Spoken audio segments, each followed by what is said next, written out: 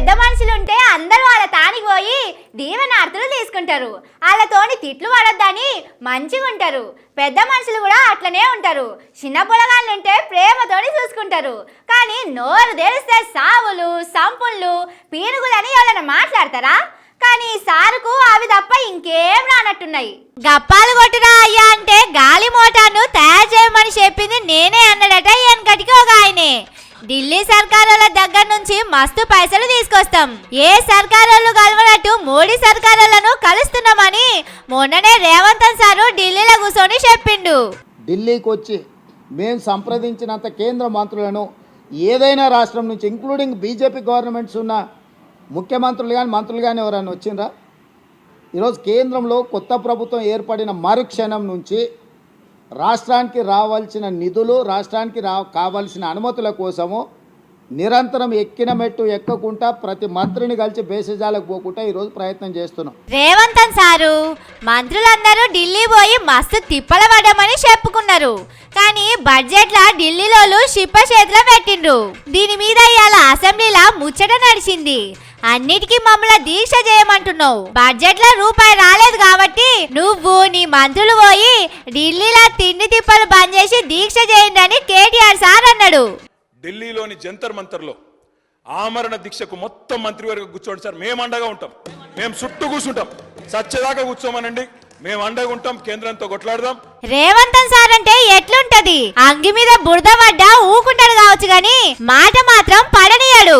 నేను దీక్ష చేస్తా, అట్లనే కేసీఆర్ ను కూడా రమ్మనుండ్రి, ఇద్దరు కలిసి కూసుంటాం, సచ్చుడు నిధులు పట్టుకోవచ్చుడు అయితదని అన్నాడు. తప్పకుండా జంతర్ మంతర్లో చంద్రశేఖరరావు గారిని రమ్మనుండ్రి. చంద్రశేఖరరావు గారు, నేను ప్రతిపక్ష నాయకుడిగా చంద్రశేఖరరావు గారు, సభాపక్ష నాయకుడిగా నేను తెలంగాణకు నిధులు తెచ్చుడో అవసరమైతే సచ్చుడో తేలుద్దాం. కానీ ఎందుకో మరి రేవంత్ సార్కు ఈ నడుమ ఏ ముచ్చట తీసినా సావు ముచ్చట్లే యాదికొస్తున్నాయి. మేం రాగానే పొలగాళ్ళందరికీ కొలువులు ఇస్తామని రేవంత్ సారు చెప్పిండు, పోస్టులు పెంచుతామన్నాడు. ఇంకా పెంచుతలేదని మొన్న అందరూ లొల్లి వేస్తే ఈ ముచ్చట్లకు కేటీఆర్ సారును హరీష్ రావు సారును పట్టుకొచ్చిండు. వాళ్ళు తిండి బంద్ చేసి దీక్షకు కూర్చోవాలన్నాడు. ప్రతి తలమాసినోడు వచ్చి డిఎస్సి పరీక్షను పోస్ట్ పోన్ చేయమంటారు.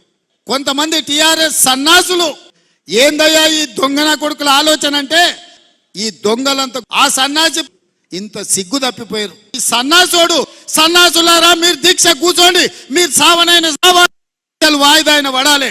సన్నాసి కేసీఆర్ చెప్పేది నిజమే అయితే పొద్దుటి పూట తింటారు, రాత్రి పూట తాగుతారు. ఇప్పుడేమో ఢిల్లీకి వెళ్ళి పైసలు తెస్తామని చెప్పి మాట తప్పిందని అడిగితే కేసీఆర్ సారు సచ్చుడో నిధులు వచ్చుడో అంటున్నాడు. అప్పట్లో కూడా ఇట్లనే కేసీఆర్ సారును రాళ్లతోని కొట్టి సంపాలన్నాడు. రాజకీయంలో ఉన్నాక మాటలు అనుకున్నాడు అయితేనే ఉంటది, కానీ నోరు తెరిస్తే ఈ సావు మాటలు ఎందుకు వస్తున్నాయో. పగోడైనా ఎవ్వరు సావు కోరుకోరు.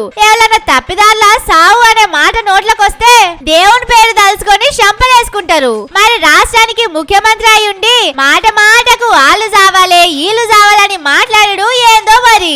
ఏదో షాడ్వాకానికే సారు ఇట్లా మాట్లాడుతున్నాడని అసెంబ్లీలో లీడర్లే మాట్లాడుకుంటున్నారు.